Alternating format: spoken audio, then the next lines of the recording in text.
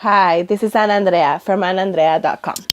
Happy Monday, guys. I hope you had a great Easter weekend and that you spent time with your family and at church and really understanding what the meaning of Easter is. I want to share with you something that I learned this weekend. It all comes down to how we are empowering fear, how you can empower fear, and how to stop it, how to start empowering faith instead. So, what are you doing that you're empowering fear? Well, you're focusing on fear. That's the first thing. You focus on your fears instead of focusing on what can be possible if you push through fear. You are using excuses to empower fear as well. Like the more you give yourselves excuses of that you can't, that you don't have time, that you can't do this, that how am I going to learn this skill if I have no idea what they're talking about? If because of my family, you're putting the burden on the excuse on somebody else, that it's somebody else's fault when you're not accepting your mistakes and accepting that you've done wrong, you're empowering fear as well.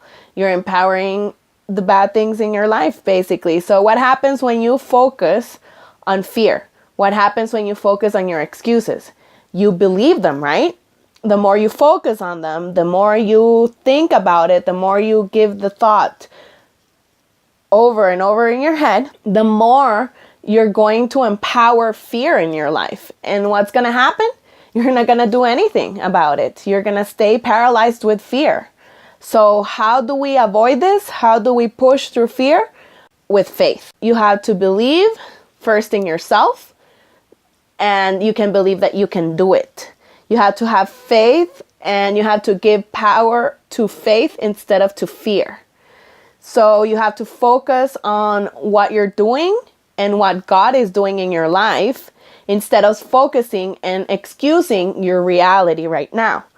Do not use it as an excuse, your current situation. Because if you use it as an excuse, your current situation, you're again empowering fear. So what do we have to do? We have to be certain that the promises that God has given us when we were chosen to be His children.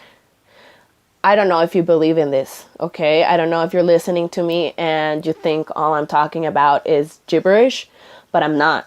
This is real. And this is what I believe in. And I'm going to have faith that you also believe in God, and that He sent His Son to the earth to suffer for us. And now we are able to have abundance, and we're able to be freed, and we're able to be forgiven by grace. By grace, not because we've done something